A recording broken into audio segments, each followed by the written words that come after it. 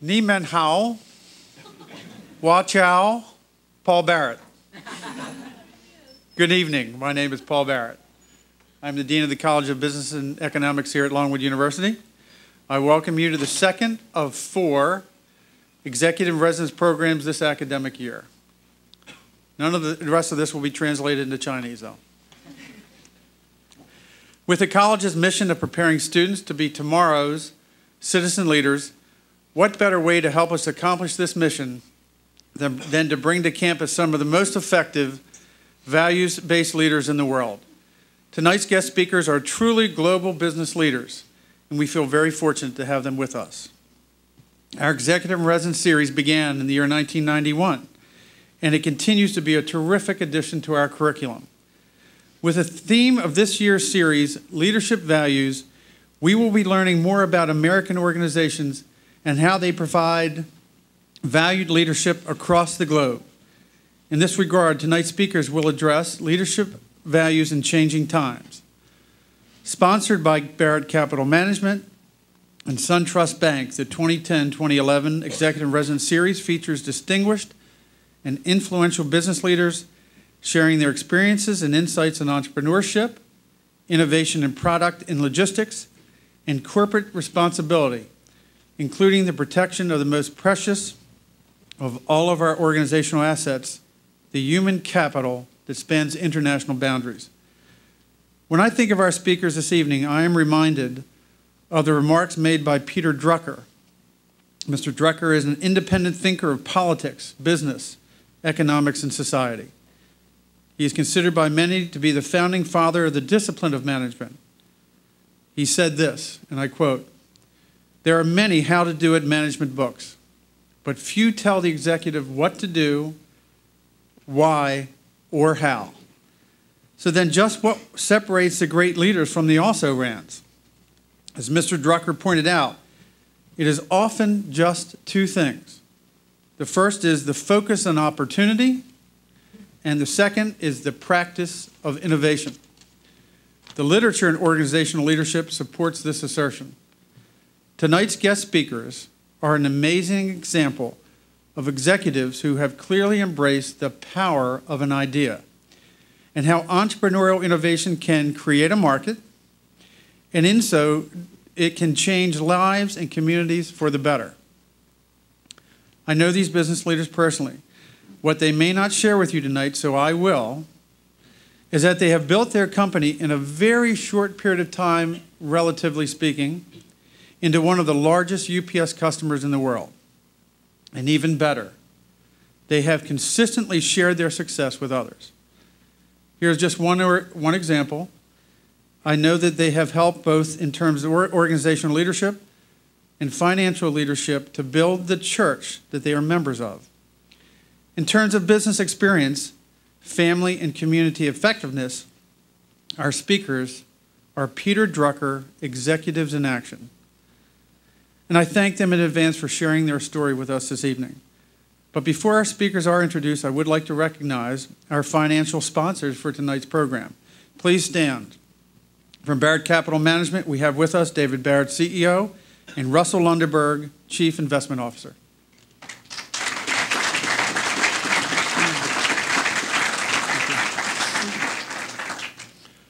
I also would like to recognize 2 people who are attending their first of many, many executive residence programs.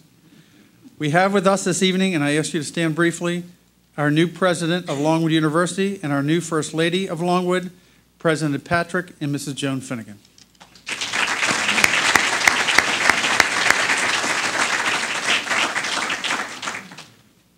I'd also like to recognize the Student Sponsoring Association for tonight's event. They are special to me as I am one of their brothers.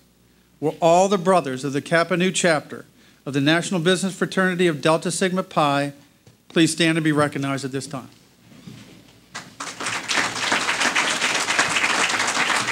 Thank you, Delta Sig.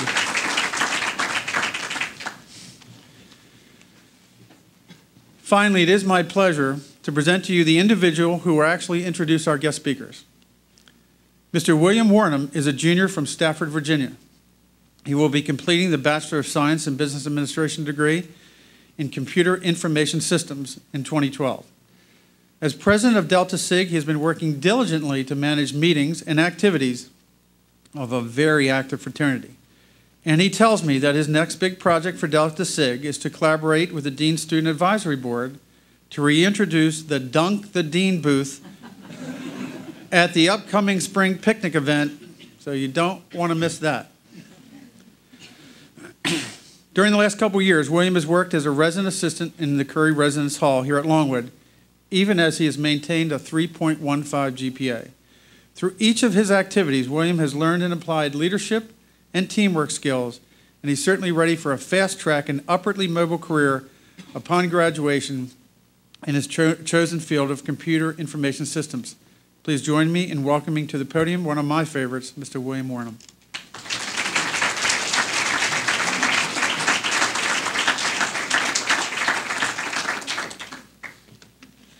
Thank you very much, Dean Barrett. Oh, sorry. Hi, everyone. It is my pleasure to introduce you to tonight's executive and resident speakers. Ting Su and Frank Chu grew up in Shanghai, China, and attended Fudan University, one of the most prestigious universities in China. Shortly after entering Fudan University, Mrs. Su left for the United States to obtain both her bachelor's and master's from Old Dominion University. Mr. Chu stayed in China and received his bachelor's and master's from Fudan, before joining his college sweetheart and now wife, Ting Su. Evergreen Enterprises was started by Ting and her family in 1991, out of her house in Richmond.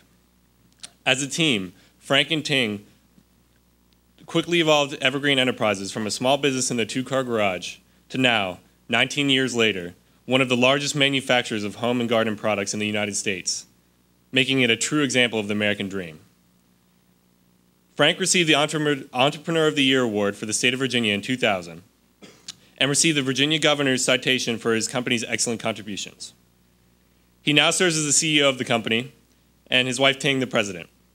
They have two children, Emily and Alan, who attend school in Richmond where they live. They are a prime example of a true American success story and how business leaders can be successful while also being sustainable and giving back to the community, thus making them a perfect fit for this year's Executive in Residence series. Without further ado, on behalf of Delta Sigma Pi and the College of Business and Economics, I present to you tonight's Executive in Residence speakers, Mr. Frank Chu and Mrs. Ting Su.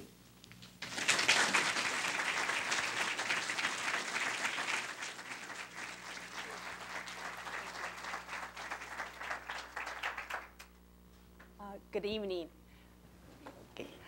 This is my first visit to the Longwood University. It's a beautiful campus. You guys are very lucky. It's very gorgeous here. I think like most Virginians, we only come to Farmville for the furniture store. This is a hidden secret. The people in the office asking me why we want to come to Longwood to make this presentation tonight. And I said there's really 4 reasons. Well, number one, Dr. Barrett is a really dear friend of ours.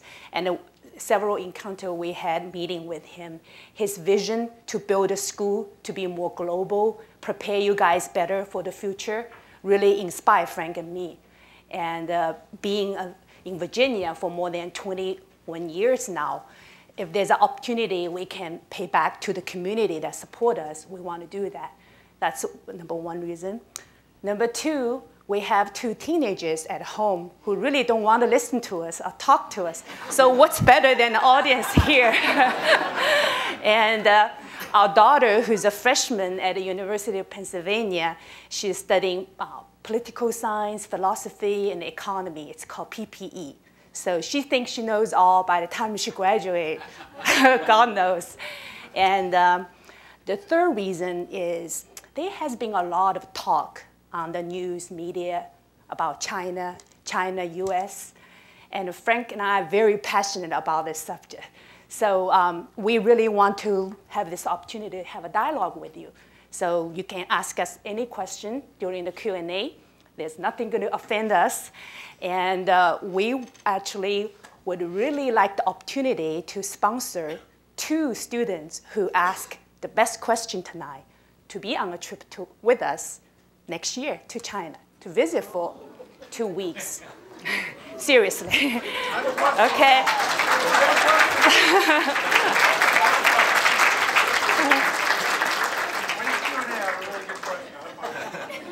And reason number 4, we're here recruiting by running 2 companies in both headquartered in Virginia, Evergreen Enterprise. We employ about 300 full-time people.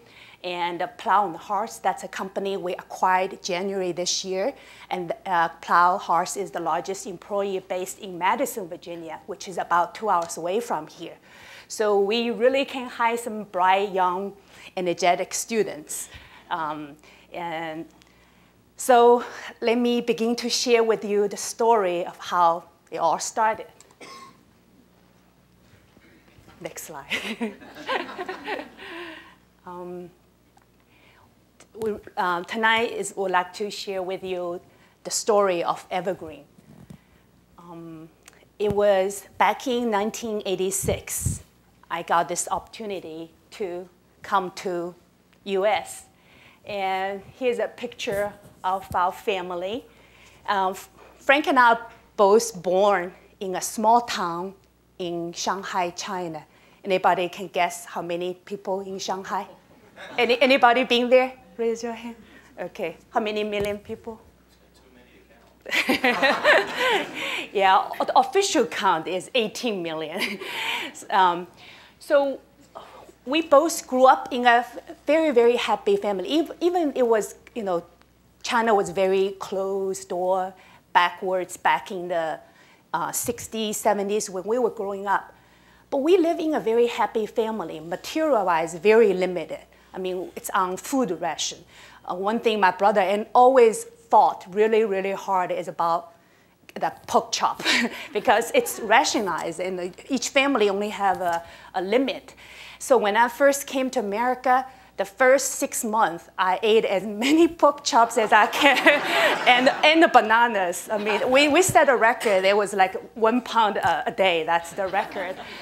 And my grandfather there in the upper picture, he actually came to US in the 1920s to study in Northwestern University. And he was able to come because the Opium War, US offered scholarship to bring the bright, Boxer Berry, sorry, I need to brush my history, and offered the bright students to come to US to study the system here, then go back to China. And so he was one of this luckiest person, and he went back to China after he finished his master's degree and worked his way up, eventually became the minister for the finance department for the Kuomintang Party. And so you can imagine after communists took over in 1949, our family life just turned completely upside down. When I was born in 1965 in Shanghai, it was really at the height of the Cultural Revolution. Our family had to give up the 4-story townhome that we have and move into a tiny 2-bedroom that I share with my parents, my grandparents, and my brother. But I mean, as I said, it was still a very, very happy childhood I grew up. So in 1986, one of my cousins, who is a resident in Norfolk, Virginia, and she decided to sponsor one of us to come to US to study. And I was one of the lucky ones that she chose. And here I am in Norfolk, Virginia, being the first undergraduate student coming from the Red Communist China. You can imagine it's a complete new world for me. And it was kind of an odd story because my parents were very, very protective. They would not even let me travel to a city that's 2 hours away from Shanghai. But when this opportunity arrived that I can come across 8,000 miles to come to study in the United States with no tuition with me, my parents somehow thought that was totally okay because I think they really believe America is littered with gold. They truly believe I could just come here and have the fairy tale life. So they really have no clue what I'm about to encounter. I landed in that summer, the first summer I came to US. I ended up have to work in a Chinese restaurant in Jamaica, New York. And anybody been there know how scary that is. And but I can't tell my parents, I was only 19 years old. I can't tell my parents, what decision they made. I'm only going to worry them. And you also have to remember my mother, who was a college professor in one of the most prestigious universities in China. Her salary back in 1986, if you convert to US dollar, it's about $30 a month. That's how her salary. And my dad, about equal, and he's a senior civil engineer working for the government. And I remember this story very vividly. My grandma there, when I got a visa approved by the US Embassy, which is considered like winning a lottery, to get that airline ticket to US cost $1,200. And it's an unbelievable amount of number. So nobody has that much saving. My grandmother, she was in her 80s back then, and she called for a meeting. She has each of her 6 children all come to the family meeting, and she said, this little girl gets the opportunity to go to America, and it's going to be a new life, and all of you have to give money so she can go there.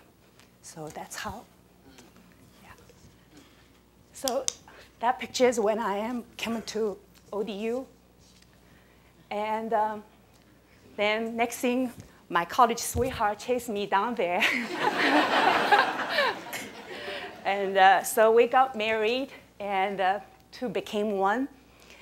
And my parents were very, very close to us, so they both took early retirement to immigrate to Richmond, Virginia, to be closer to us.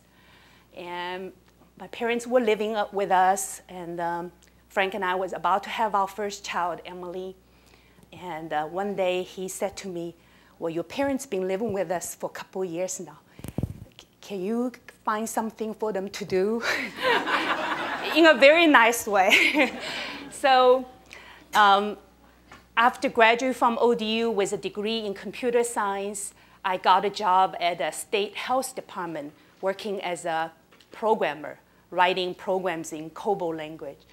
And I just knew this wasn't the right career for me. I get very bored, and honestly, I've very quickly realized government, whether it's in Red Communist China or here, probably work the same way.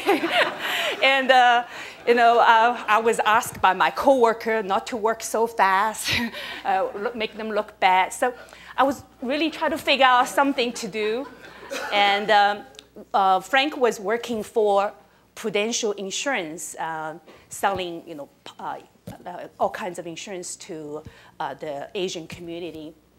And one day he came home and he told me that he had sold a policy to a couple who were making flags in their apartment. And his comments really intrigued me. I say, flags? What are you talking about? And he was describing to me how messy their apartment were, fabric everywhere, and how much they get paid. So I keep bugging him. I say, I want to go visit the couple. So one day he took me there. And when I saw how tedious that process is and how messy that apartment was, you can't even set your foot down. That night I told Frank, I said, this is a product that shouldn't be made here in Virginia anymore. And I think I have an idea. I said, we can probably start a flag operation. But for most people, they probably will stop there. That's all they think about, talk about, and that's it. They drop it. I went to the shop that this couple were making the flag for. It's called Banner Idea. And I asked the owner, I say, would you give me a chance, let me to make a batch for you? And she said, sure. She gave me 4 patterns and a bunch of raw material. And she said, when can I expect the finished goods? I said, 2 months. And I got home, I was excited, but also scared. I got an order, but I don't know what to do. Next thing, I'm on a flight to Shanghai, China, and went through many difficult experience. And I mean, it's definitely not as easy as I thought it was to have this first batch of 400 flags finished, made, and brought back.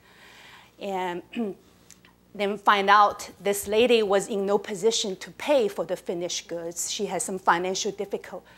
So I remember calling Frank at work. I said, honey, what I'm gonna do? I spent your Christmas bonus check from Prudential on the sewing machine. I have 400 flags, and she doesn't want it anymore. So Frank says, don't worry, we'll figure it out. And we start looking at the Richmond newspaper and realized there is a state fairground going on in the end of September. And there was booths for rent. So Frank took a couple of days off from work. Me and my brother, we went ahead, set up a booth at the Virginia State Fair, started selling the 400 flags. And that was really an aha moment for us because customers loving our product. They keep saying how great the quality was and how reasonable they were. Because before, I don't know if any of you remember back in the early 90s, flags made in Richmond were retailing for well over $100. And we were retailing them for $40. So people were loving it, but they also asking for, this is all you have, just 4 designs? And so the business started from there. And that same year, we had 10 kiosks opened in various malls in Richmond, Colonial Heights, Northern Virginia. So a business started. And this slide also shows you the very first catalog. It's a very fancy one, 2-page that we took a picture from High Ladder. And this is our first warehouse. And on the picture there is my brother, James, who is also a computer programmer. And he decided to quit his job with Blue Cross Blue Shields to join me. And he is helping with everything from answering the call to writing our very first software system that able to manage the orders and the inventory. And that was an interesting story there. Before we moved to this warehouse, we were operating out of our 2-car garage in west end of Richmond, which is a typical suburb residential area. And so every day I have this secret sign with the UPS driver. If I have the red side of the envelope facing out, he knows I have pickup delivery. He will drive up the driveway. If the other side, he wouldn't come in. So we had this nice routine going on for a while. And then one day, the county sheriff showed up and knocking on the door, and I opened, and then he gave me a yellow piece of paper, and he was very nice. He said, young lady, you can run business from home, you can answer calls, you can do all sorts of things, but you cannot have this much merchandise stored in your garage. This is against county zoning. So he gave me a notice to correct my action in 30 days. Now looking back, this is really a good nudge because that made us to make that big commitment. I have to went out to look for a warehouse space within 30 days. So that's our first official warehouse with a loading door. And so from 1993, when we did the first fair at the Virginia Fairground, to in the next 8-9 years, we build the business year by year from reinvesting the profit and to grow from 2 people to 3 to 10 to 20. And in 2003, we bought this deserted shopping center in south side of Richmond and converted into our operating headquarters and a warehouse. And during that period of time, we were able to achieve about 40% of annual growth. And it was about 96, Frank decided to sell his very successful insurance agency and to join me full-time. And he became the CEO. and really pioneered the growth of the company. So I'm going to yield the floor to him. Thank you.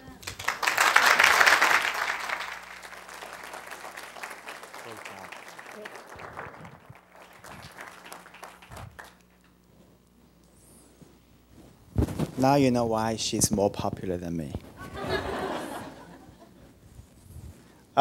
We are coming here not to bragging about success. And there's so many successful people in Virginia, in these great countries.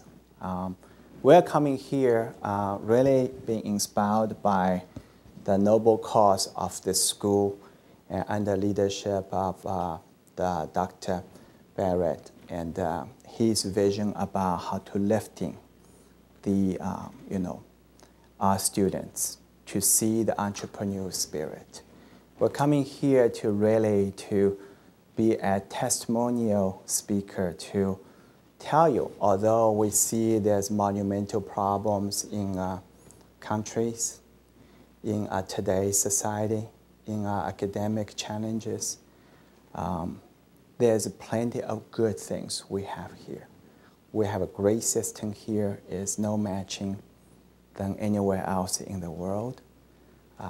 We have a great, genuine people who open-hearted, welcomed us without any the hesitation. I think in addition what Ting told us about her experience, and you can experience the emotional journey, how we as native Shanghainese becoming American Chinese. How we able to play allegiance to these great nations without hesitation. How we looking forward this kind of a bonding experience with you guys. And because this is a country we cherish, this is a country give us so much for it. And we want you see the hope for your generations. And so, we are the living example about American dreams still come true. The free market principles still live well. And we hope you guys be inspired by our story by that way. Anyway, this morning, one of the students said, I figured out already. He said, who is really the boss? And he showed me the picture on the web. He said, just see, Ting is in the center of the picture and you're on the side of the picture. So I have to defend myself. I have to say, no, that's not the case. But, we are really great teams, and we inspire each other for most of the time. But there's a time between 1997 to year 2000, we're ready to kill each other. And almost getting physical. But in the meantime, I think the company under dedication and really becoming a third child. And a child that really, have both the role of a father and the role of mother. And so a lot of students ask me this question today, say, how you balance the life and the work? I think you cannot artificially really separate it. Today, your work and your life is all together. But figure out a way how to enjoy is probably most important to figure out how to separate them.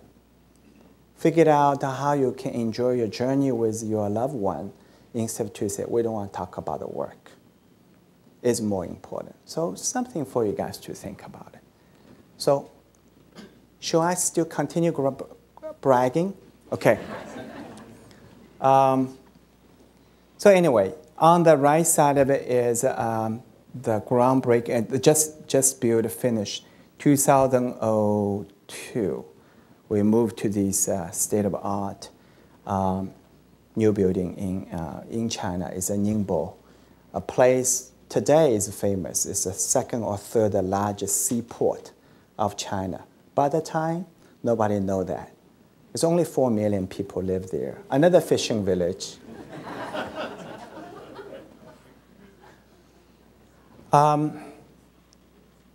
We did a few small acquisitions. And people ask me, say, how could you buy the Plum House? How could you did that? We did it by practice. We did it by opportunities. We not really actively seeking for, say, we have a bunch of money we want to throw out there. We want to be a banker, you know. This is the first time I wear the tie for a few months for you guys. But you know, the acquisition is a part of growth. You know, you can organically grow your business, but in the meantime, and in the business, they maybe have an opportunity coming out. This is a company in the South Carolina, and was the first company actually had a bird feeder made in polyresin. Actually, hold the true patent on that, and the owner was passed away. The wife wanted to exit from that, so we took advantage about that. You guys probably remember the alligator, the polyresin alligator, 3 sections in the lawn, spook you. That's that company's. Yes. So, Ashford Court was not too successful. We bought that companies in 2004, and was deck pillow companies. But through that, we're learning how important it is to exercise or execute acquisitions. And we pay dearly for that lessons, but it was a good warm-up for us too. 2006, we bought another small the home decor company, mainly is accessory for the furniture store. It's called Cape Craftsman, based in South Carolina. All these is already manufacturing or in China or something. So it really doesn't have these saving, or you can buy and fly off the worker and move the manufacturer base in China. Was really, we bought it for as an opportunity, as a part of a product expansion.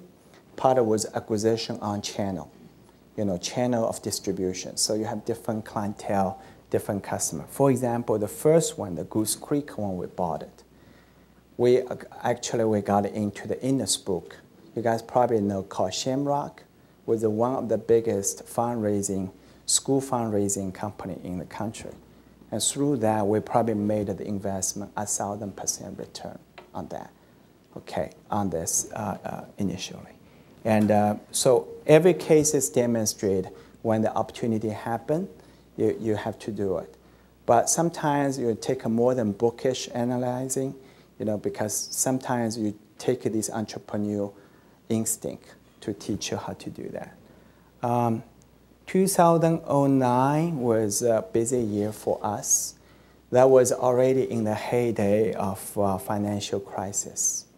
And we, as a company, never had a lot of sophisticated experience working with the bankers because we don't need them. The banker call us, take us to the sports stadium or have a fancy dinners, but we never cultivate a deep relationship with it. We pay dearly, actually. At the time, that year, we had 3 opportunities. All 3 opportunities, our bankers say no. And, you know, in a company, you know, the woman runs the money, I run the airline mileage. You know, that's the difference. And so, you know, what happened? Ting fired the bank. Fired the banker at that, and we switched them. Although we pay some lesson, but we're able to execute one of the things, the New Creative Enterprises. If you Google it, you will know. New Creative Enterprises was a $140 million business in the peak time, revenue-wise. Was a fierce competitors in early days. I think in 2000 to 2003 was really the time where the David and they are the giant. Okay, and past the 2005, I think they view us as the evil empire, and we becoming taking the talent away from them, but was a big, monumental achievement for us through that. So I share that with you because I think, sometimes people only look at it one angle to grow the business, not necessarily so. Sometimes you need to have a counter-attack strategy in place. And one of the things this morning I taught in the class was how in the car reshuffle time, how your enemy is weak and you can go counterattack as best defense strategy. But you gotta be ready. 2009, not many people will believe that to see the light from the tunnel. And you got to have the leadership skill and preparation to know what's the bottom line, okay? Anyway, now today I am reported to you as a Virginia company. We own these brands. The first column is all the retail brand, B2C brand. And the people enroll into direct marketing. This is direct marketing.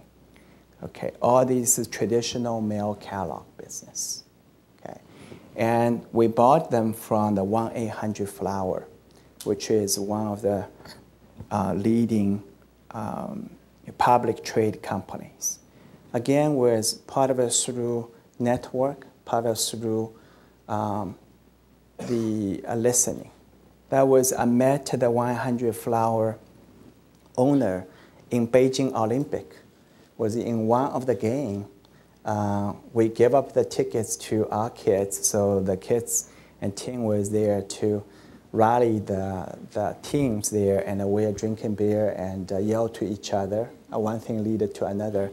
We talk about the Plum House. And Plum House is a medicine-based company, as Ting mentioned.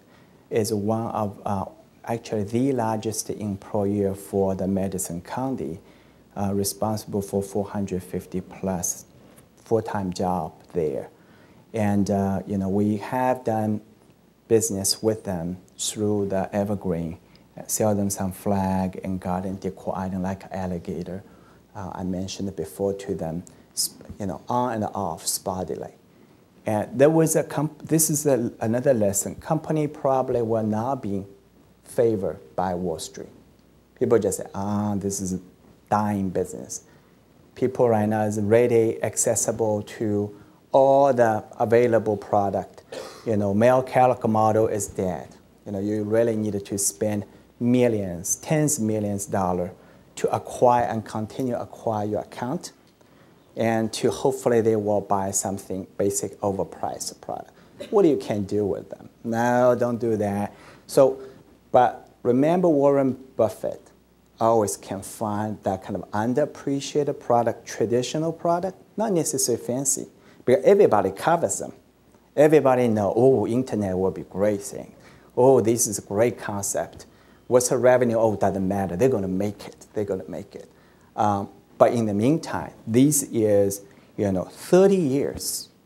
Plum House is right under our nose in the beautiful, the foothill of the Blue Ridge Mountain. They have great culture there. The people there, just like the people here. Very simple, diligent Virginia who believe in their lifestyle, should not be impacted just because we know so much fancy stuff, okay? And the customer, we have 1 million customers who buying every year from that brand. We are the dominant player for hearth-related product. Every boy here, I'm not trying to be stereotyped, but every boy like fire, right? We always have something to do with it. In the wintertime, we build a fireplace. In summertime, we grill something. Even when they burn, but who cares? But this is our business, right? And remember the fat wood? That's a trademark. Fat wood is green product. Is a tree stump was being cut years back, but have these natural resin soaked in that. You only need to split them and becoming 5-star. Okay, so this is beautiful, a beautiful aroma and other stuff. By the way, I know a lot of people here, the staff here, buy from Prana House, so I want to say thank you for supporting my lifestyle and my daughters, they call it the Pullman Ivy School. The European called Pullman Ivy School, but the tuition costs $60,000 a year. So anyway, back to this here. The other brand, like Wind and Weather, was part of the brand as well through the 1-800 Flower. Is if you Google it and look at the website, it's a very distinguished, different brand. And these two are the children group here. So, and we are tag team, right? I find the deal and she worked on the deal. I only need to claim the glory. That's how we worked. But anyway, the team was worked very hard in the last 7 months, try to get this team works, and we're very excited, able to be very close to the consumer now. So this is a B2C model. B2B model, I already explained. Other than flag, you saw we started. Now we basically have 10,000 new SKU number every year. And everybody can make something, but our advantage is how we able to execute this idea to be a level customer able to appreciate it. Okay, so I'm going to quickly go over how much time I have. Whole night, 12 o'clock is okay, because now I'm just waking. Okay, this is what we're talking about the Beijing Olympic. That's a bird nest in behind it. I was much handsome at the time.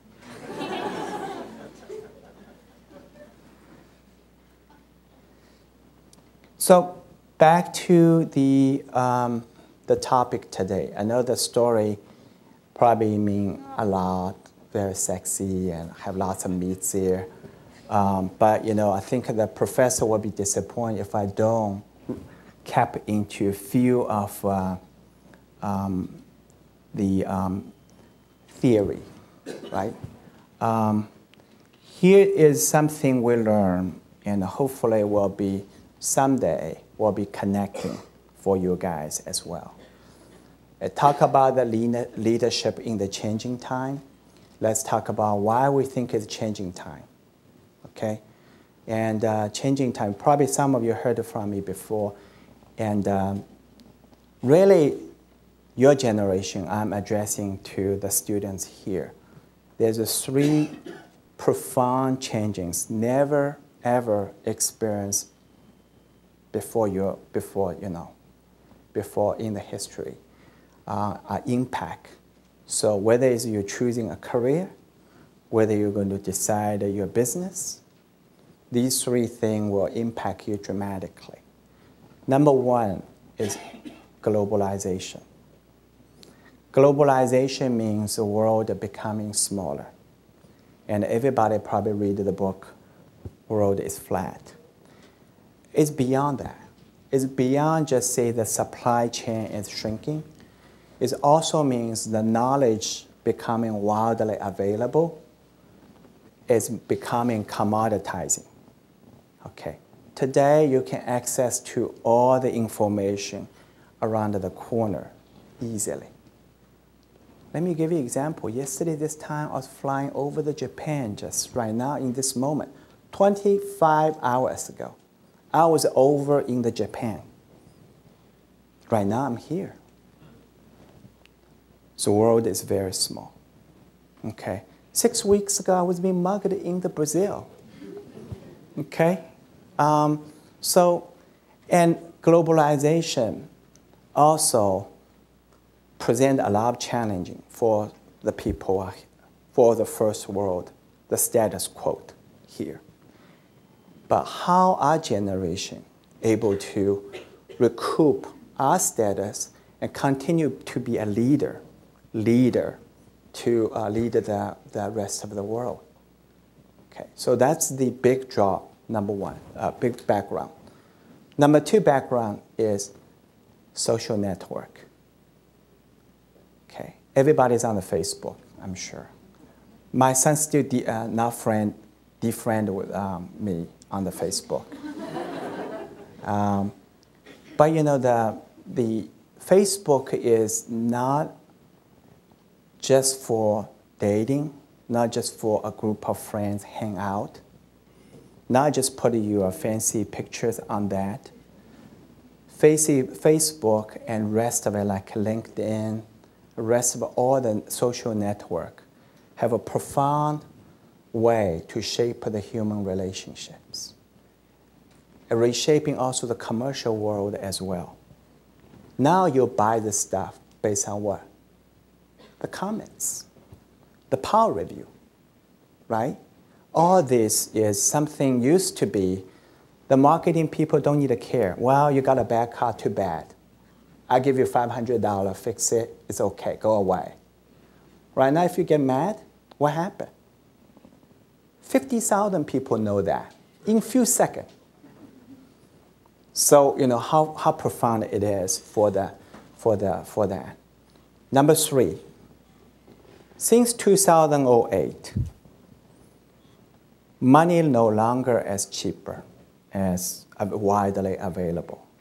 Money is still available for good idea.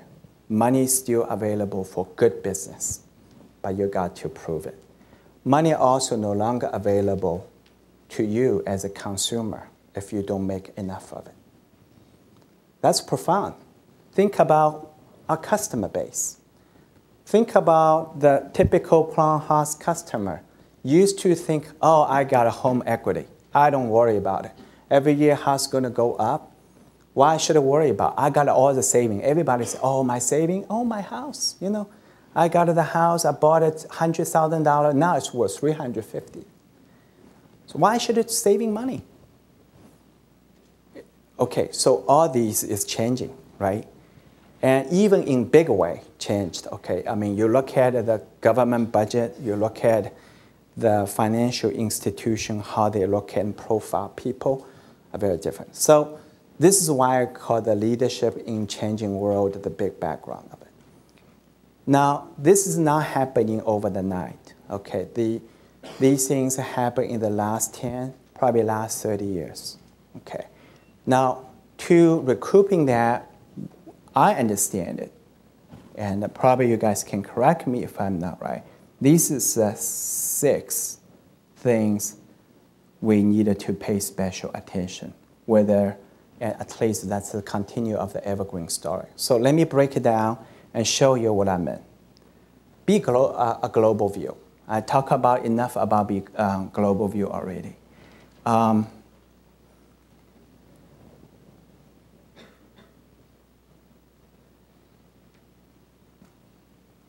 Well, all this is fancy stuff, but well, you got the point, right? I don't know how I can speed this up, but anyway, let me try again. Here's an example. What's a global view shaping us? Used to, wholesale company like us, we're starting to say, oh, let's build a wine in near the home office, wherever we live. Right? We'll make it bigger, we'll make it automatic. Then we think about, okay, where we're going to put it. Put in Ohio, some middle of the country, someplace really cheap, and have good highway, good access system, cheap labor. That's a place we put it. So Ohio will be. By the way, we do have one in Dayton, Ohio. But it's not adding value. It's not really adding value. So next, people will think, well, you got the East Coast, we should cover the West Coast. Very logical thinking. But when the time we grow to that level, we were talking about to put a warehouse in West Coast. And our decision is not to. We put it into China. That was the same time about Dell and the rest of the people thinking about procurement, think about just-in-time inventory management is because you really want a warehouse only serve for everything feed in, and you cross-docking it. So This is where we put where the idea is. So this is taking the global view to look at that way. You know what's next? Ultimate. We're the first people. We're the first people work with the UPS. We went there to talk to UPS, say, we would like you guys come up a system, and we would like to be the first people to try. Is if we can have the goods there, doesn't matter who the customer think. We don't want them to think is they don't need to care if it come from Richmond or come from Shanghai, China. We just need to pack and ready to ship it to them. And they only needed to pay FOB Richmond. So the system needed to virtually make a virtual warehouse to make that happen. This, right now, you can Google it. It's called the Ship Direct. That is a multi-billion-dollar UPS product program. Okay, so basically means any of the companies, if willing to partner with UPS, you don't have to have a warehouse physically in the States. They can do anywhere around the corner. So can be very close to your supply. That makes sense? In the future, we will envision a B2C business go that way. It means when your customer have a custom-made a product, the factory just need to make on that moment according to your specification. Then air shipped to here. Of course, need to be a high-value item. For example, if it's a Super Bowl, we envision that would be great if winning ticket all product will be made on the last minute. Got my point?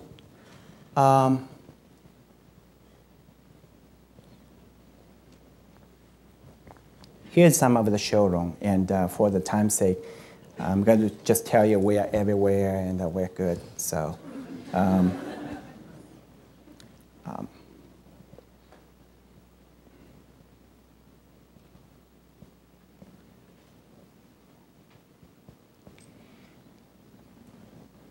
global view also means how you treat your supply. Today, no longer nobody is able to control the supply route. Okay. And what I mean is, at the older days, you have a Silk Road, you have a lot of kingdom in between. They taxing you when the merchant carry the product there. That's how they're making money. Globalization take them all out, basically. Okay. So we mean what? Even I'm Chinese, are now able to have an advantage over other big buyers. People can get around me very easily. Michaels have how many stores? Okay, they have a 800 store. Okay, they don't need me if I don't have, some of the advantage or some special knowledge or supply chain management. They can go there buy the shelf goods. Okay, so think about that. Not necessarily today we're able to play a Chinese card there. Okay, supply chain, we're basically using a three-ring concept. Three-ring concept is developed at the time when we're small, nobody care about business, we have to make our own. And when Tim mentioned our first flag factory, we only have 23 seamstresses was unemployed, we hired them. We bought a 15 single sewing machine. That's how she burned the $32,000, my bonus money. But we lost our only customer. And then we start from there and grow and grow and grow. Today we have 4 own factory there. But own your own factory not necessarily be your competitive. Because you are now local. You want to play everything by the rule. You are not agile as the entrepreneur needed to be.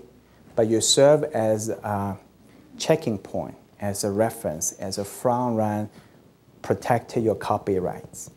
The second ring is we call JV, joint venture. Okay, JV is joint venture. And this is the people who you are exclusive manufacturers, and also sometimes called Coca-Cola model. Coca-Cola only worry about marketing and finance, right? The bottling company is where the action, the production is. So we rely on them to do a lot of work. The third ring is, of course, all the available vendors there. But the supply chain management is very interesting. I'm very glad to hear you guys are expanding in the supply chain and procurement there, because this is where the shortage, the talent is short right now in these countries. Mostly used to be, the merchant here only need to rely on agent to do this work, but not anymore. Okay. Anyway, in the global view, this is what we try to do. Okay. We try to make this model works.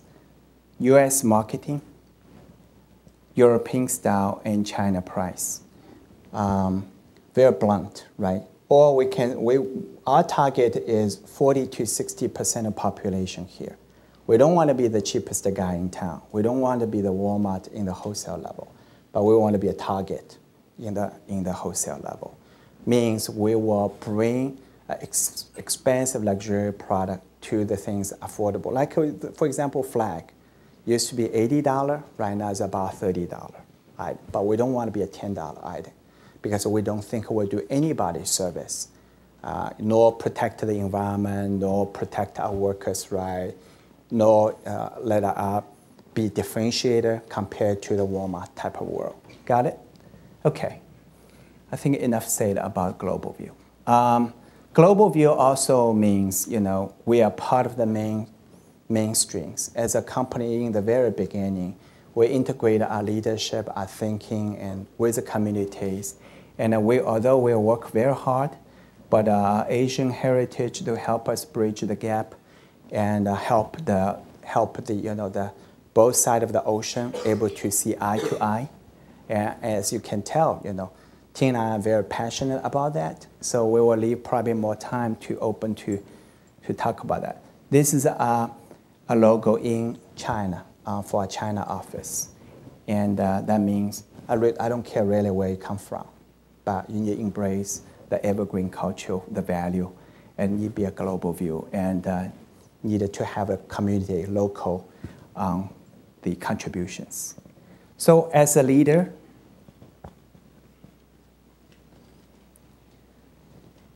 this is the two things we want to balance in the global view.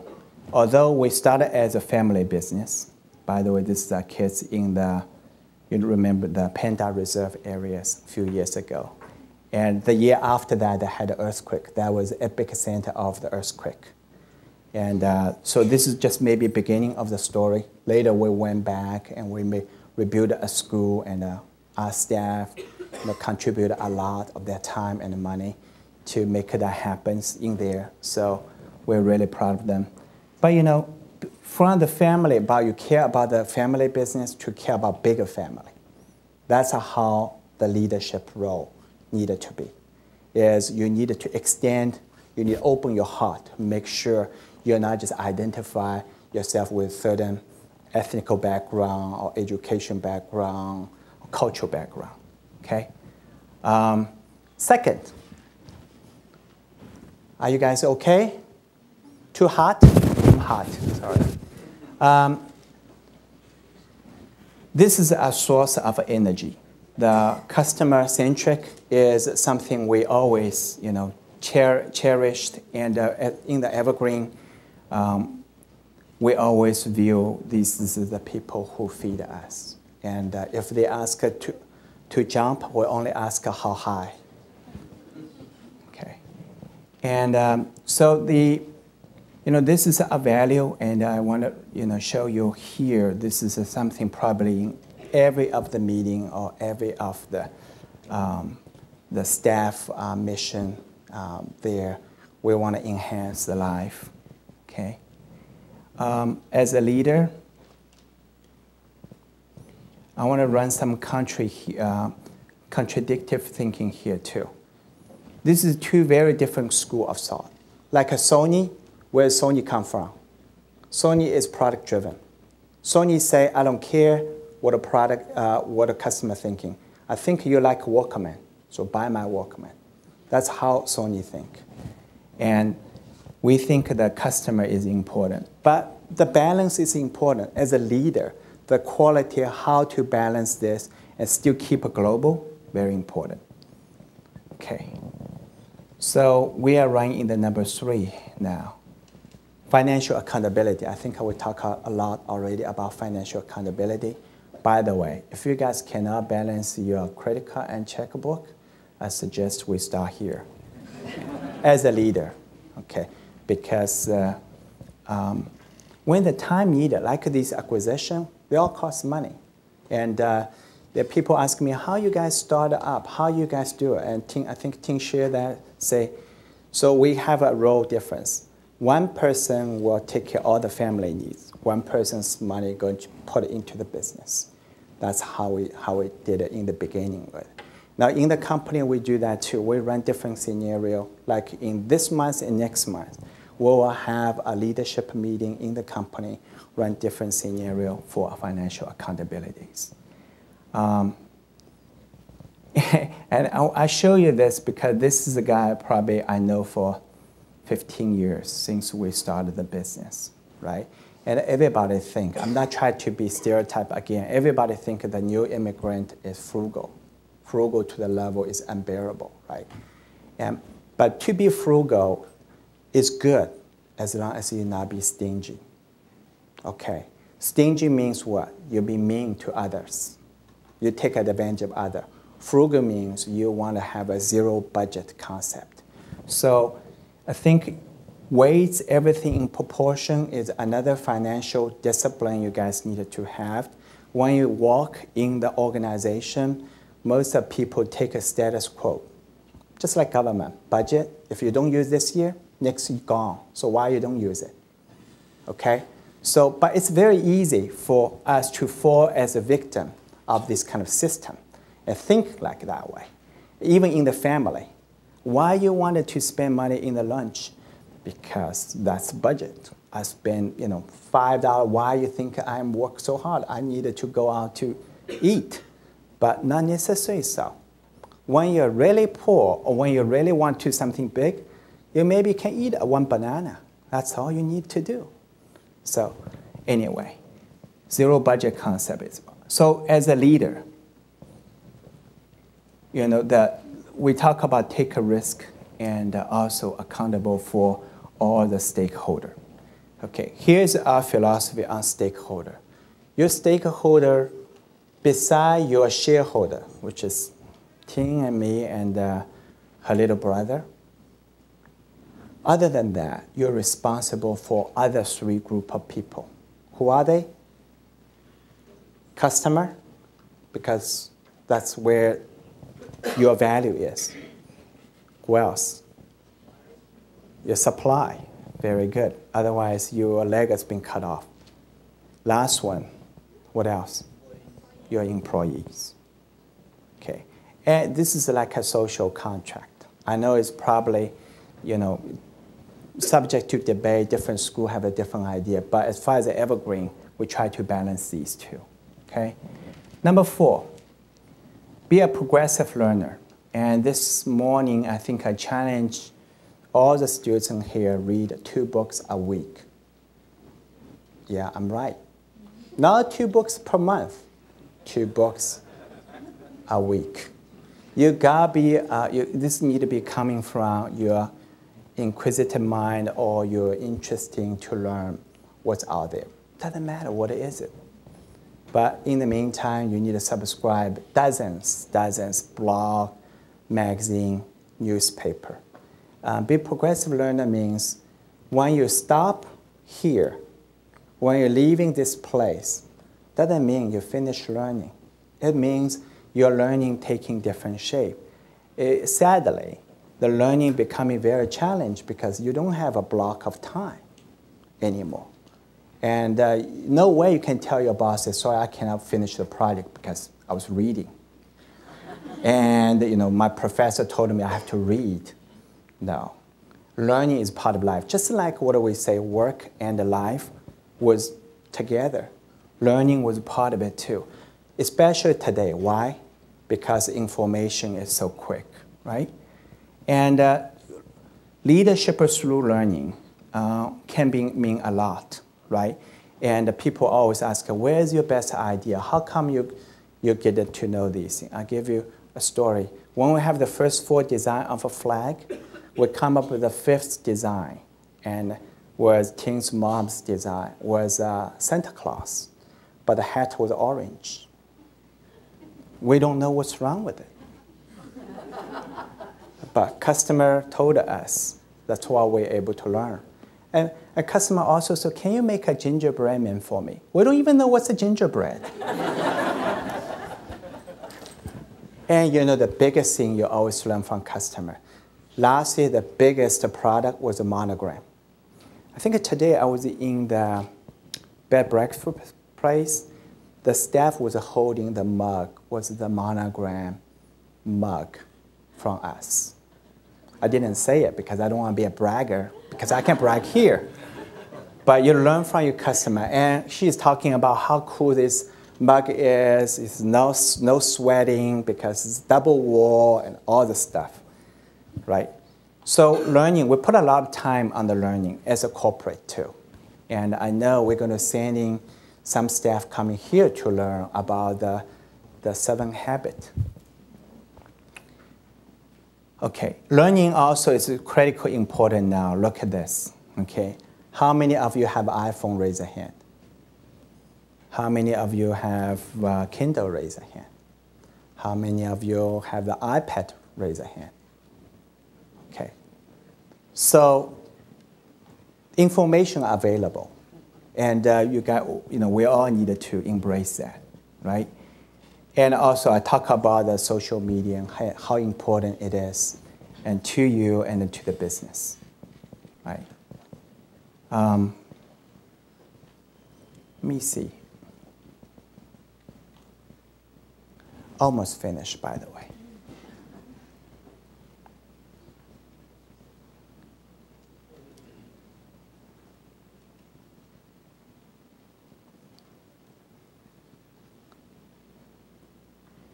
Success did not come in as just a luck or by chance. It's by design. And the sales organization we built spent 4 years, very painful, sleepless night before recession hit, because we know if you sell the product through a mercenary, through the hired independent rep group, it's not going to be sustainable. We spend millions on that to do this. And this is where we got inspired with the people who work, dedicate their life. So again, come back to the social contract, talk about the leadership, character. Today I can bragging because 2008, we suffered too. Okay, our customer starting cancel order. In 1 month, we had a $400,000 bad debt. Remember goodies? Remember leaning and things? Okay, but you still have a battle to go through. Okay, and at that time, Ting and I made a commitment to say, nobody gonna get laid off because our fault. Because your fault, yes, good for you. But if it's because we are now capable for learning and to up to date, then shame on us. That's our employee. They have lots of fun. That's who we work for anyway, right? This is all Evergreen babies. This is our future. This is why we work hard for it, right? I'm not saying without Evergreen, people will collapse and nothing happening. But as a leader, you got to put this in front of you to know you should not fail. Okay, this is our biggest motivation, right? Look at this, 15 years anniversary in the Ningbo. I was a shining star. But every one of them, except me, had 15 years with the company and received a tag watch. There's probably 2 groups of them. I think End of the day, I spend about 20 or 15 or 20 watches here. But compare what they contributed, this is so little. It's a token of appreciation, right?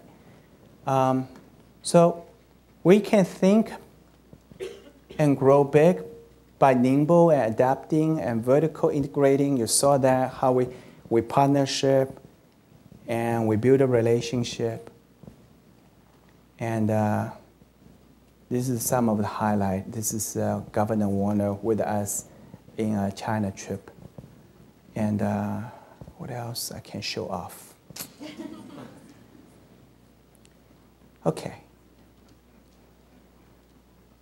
We talked about that already, so she's smarter than me. Okay, got it. Last one, we talk about social responsibility. And I think this is probably becoming more and more important. And in Plum House, we cut down a lot of trees. Okay, but we're planting a lot of trees back. Last year and a half, we planted 1 million trees. And next year, we're going to plant another 1 million trees. Okay, so that's to redeem my thing, I say.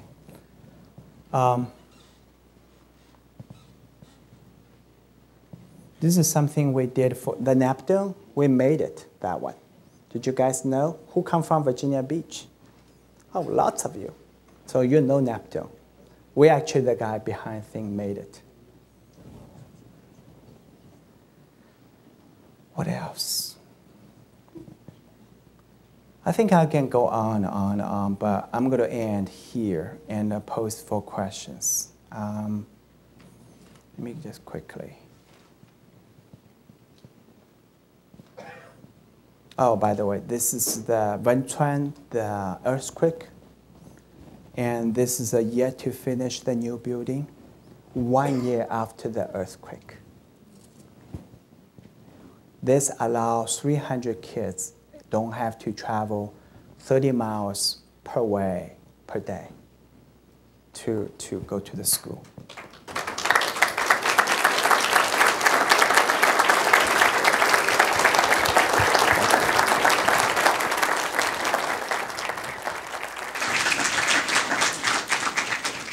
All right, do we have any questions? There's 2 Chinese girls. I'd be asking questions. First.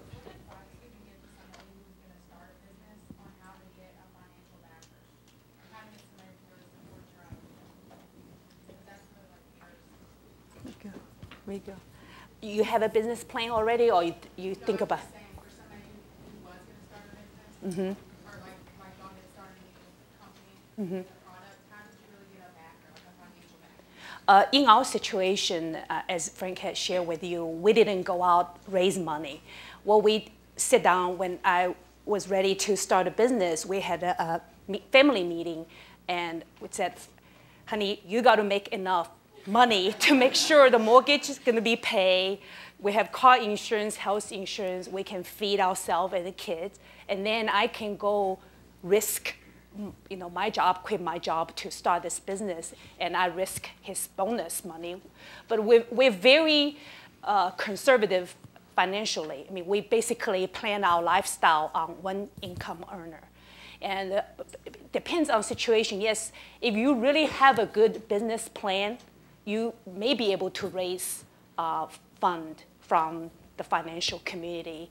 We actually sit on several boards that involve angel investors, private equity, but it takes a lot. It takes a lot to really be that winning proposal. I don't think nowadays if you go in and say, I can just make a flag, I don't think you're going to get any money. It's very competitive. Yeah. So my suggestion, if you can start with yourself, your family, that's always the best place. Yeah. And also by having the control within the family, all these years, we didn't really bring on outside shareholder. So we're able to make decisions much faster because it's family business. And nowadays, we had brought our key employee to the shareholder. They are part of our, owners, and it's their business as well. Yeah.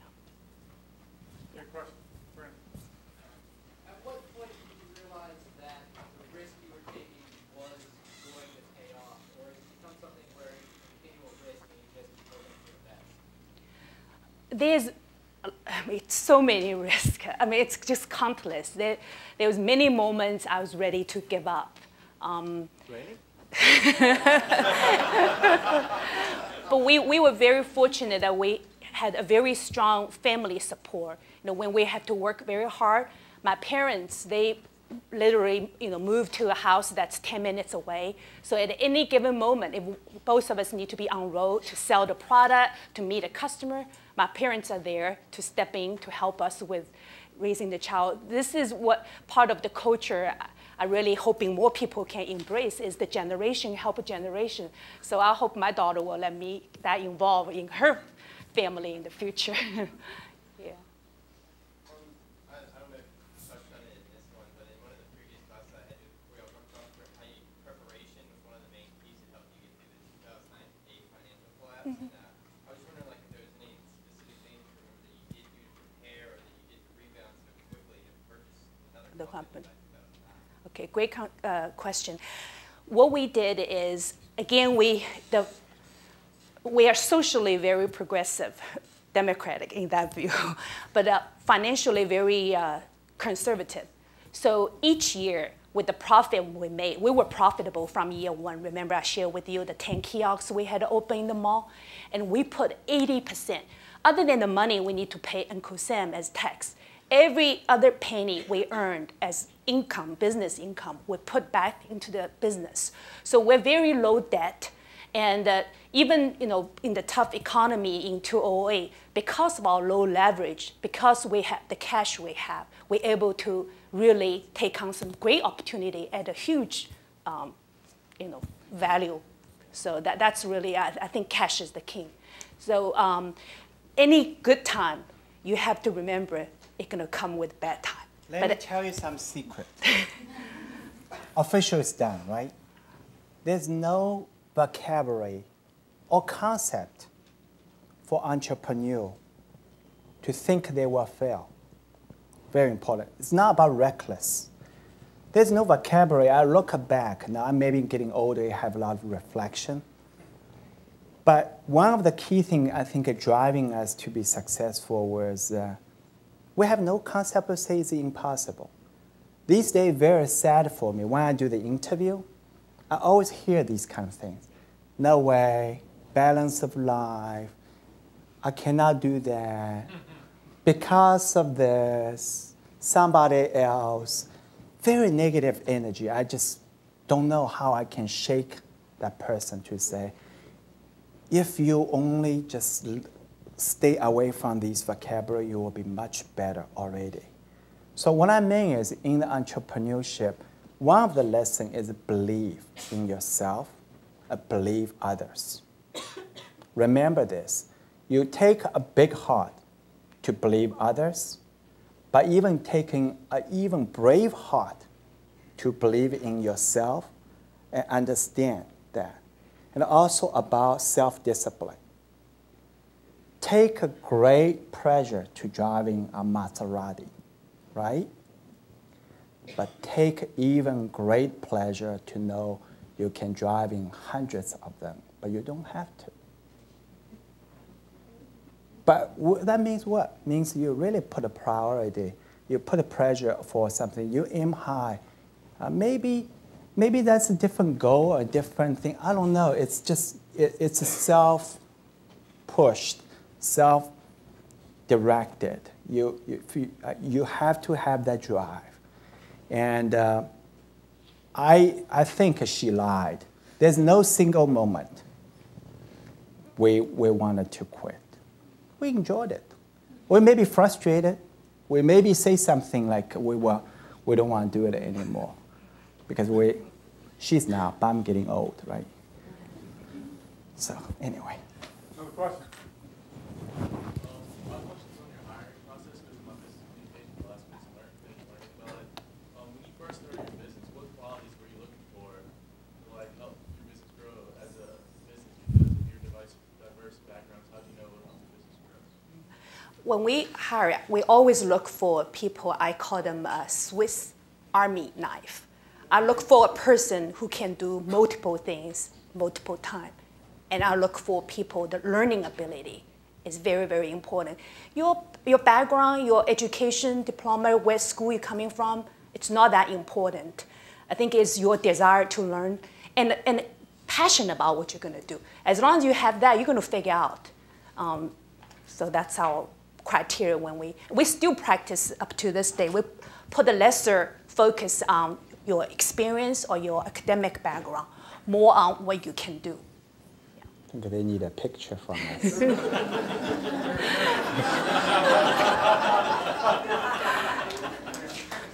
Real loud, real loud. What was the main driving force for you guys on choosing when to diversify your products? Did you guys go out looking for companies to acquire, or did you just kind of get opportunities as they came to you? Shall I? May I? Yeah. Curiosity. We always not satisfy what we have. It's not greed. Remember the Wall Street say greed, that's a great thing. I want to rephrase it today, mark what I said. Curiosity. Curiosity is the human driving engine to excellency. In the business, it's not about the money. It is also not about another scorecard. It's intellectual stimulation about you want to figure out what else you can do. It's about elevate your capacity to the level. It's about allow yourself to be free of this frame. Okay, so maybe flag is just was one of the portal or one of the vessel to allow ourselves to be here. But believe me, it's not because of flag. It's the method of thinking. Second, other than curiosity, the most important human nature, paranoid. Read the book called Paranoid Survive. I quoted that one, Andy Grove, by that. Before the enemy at the gate, you need to be fully ready. Sorry, I talk in front of a general. When we bought the NCE, the story was when finished that, and the another side of the CEO went to ask Ting, say, let me ask you personal questions. And she say, you may. Say, I heard Frank in his backpack had a book named Art of the War. Is that true? It was a true story. I don't have the Art of War as a book, but remember the point 5. This vision cannot be lunatic. You got to design your vision. You got to have a method to design. One of the driving force to design that kind of the vision is allow this organization able to self-propel and self-regenerating. So that's a paranoid survive means. Does that make sense? Okay.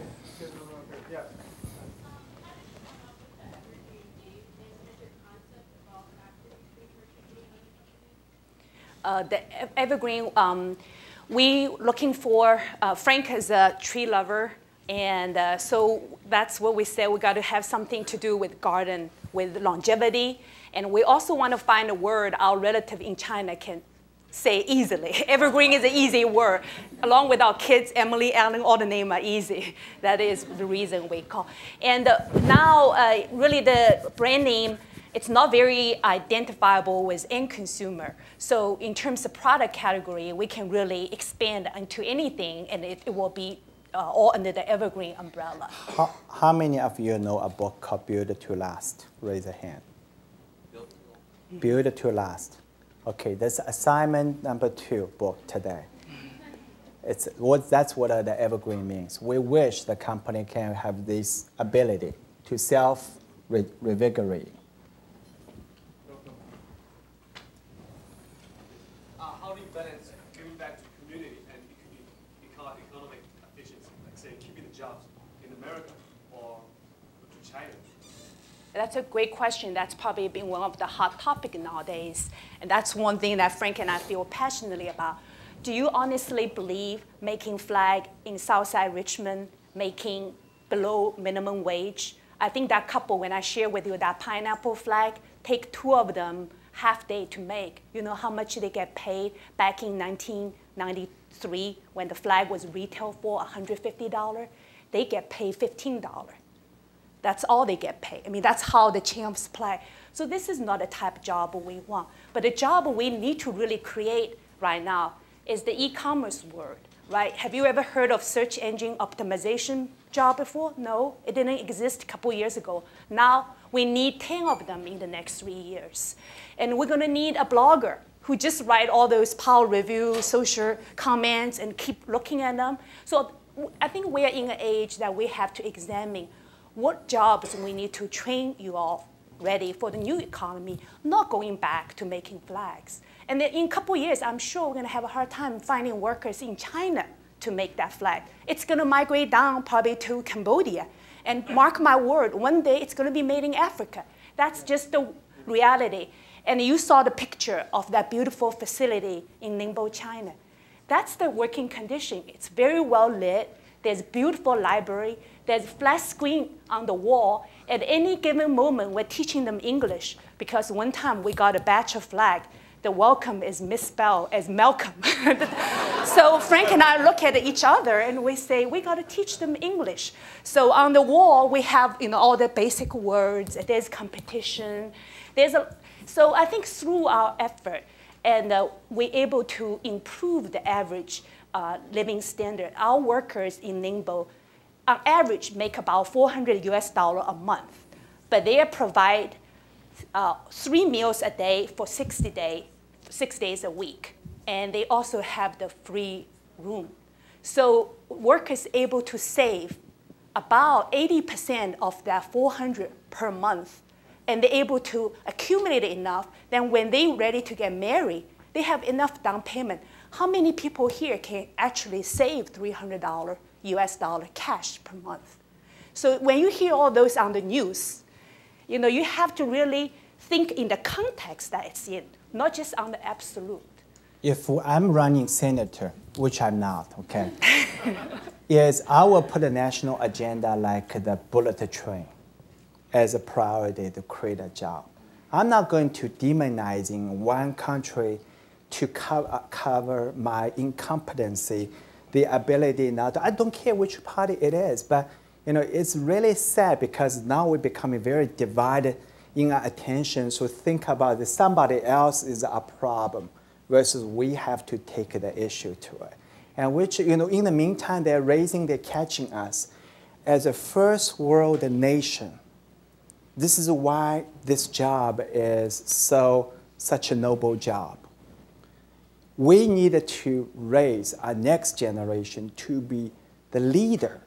If we don't know what outside look like, here's my challenge to you. I know that we want to sponsor that. Here's my challenge to you. Even without sponsorship, right now you can live on $500 budget a month. Go ahead and do it. Don't settle down. Go to Africa. Join the Peace Corps. Go to Burma. Go to China. If you're really true Christian country, you really think you have something better to teach them, do that through the action. Do like what we did here. Go there, build a school, do something. That's how you create your own job. If we are the leader, we should not be afraid of people taking the job away from us. We should be so happy to say, now you can have a better living. I just needed to figure out how I can stay competitive to be better because there's somebody else challenge my ability to do it. So this is my challenge to the kids, the students here. I'm really passionate about that. I think, our future is not really leave to us. The future is leave it to you guys' hand. It's all by choice. Okay, we're only going to do 2 more questions, so this is also a lot less down overweight. We're only going to do 2 more, so not everybody's going to get in. Today at lunch, your husband was telling us that when you travel, you like to stay in a different hotel room every night. Why is that? That's the word curiosity. comes in play, because I figure most city are probably only going to be there once in my lifetime. So I want to experience as many different style as I can. And a lot of the product inspiration coming from the environment. You know, the hotel, I look at the wall art, I look at the color scheme, look at the texture of fabric. So he hated when I changed 6 hotels in a week. But I'm getting older, so I'm not as every day have to change a hotel. But that curiosity is naturally like that's what's pushed me towards that. One more. Go ahead. First, I want to apologize for the question I asked you before What? What questions? about who is the good person. You see, no, that's not a problem. But my purpose of the question is just that I want to know who started the business. Who started the business of the company? Why you choose the brand? But now I get the answer. Okay. My question is, I look at the website of the company in China, like www.evergreen.com. I find that the price of the production there is a little more expensive than the same kind of production in China. And you describe of your production like American market, European style, and China price. But I think it's not a real China price. Do you think you should change the price of the production in China to sell more goods to China? Yeah, our China e-commerce strategy, we had learned from what we went through in the last 17 years here. We think brand is very important. So we intentionally to create Evergreen as a premium brand, because that's what we try to convey. It's a Western style, European style. So it means quality. It's not necessity. Most Chinese is not going to buy our trivets. They're probably never going to buy a flag. So it's a certain lifestyle. When we're talking about the China price, it's talking for U.S. market, because in U.S. we're marketed towards 80% of the population. So that's the affordability is very important. But in China, we're taking a different approach. We're positioning ourselves as the coach for the home decor in China. Yeah. Okay, now I don't know how you're going to choose the 2 questions, but that's going to be up to you guys. I just wanted to recap a little bit so it's really clear. Frank and Ting came to the United States of America with very little money. Not much, I know the number because you told me, but it's not a lot of money. And so in about 17 years,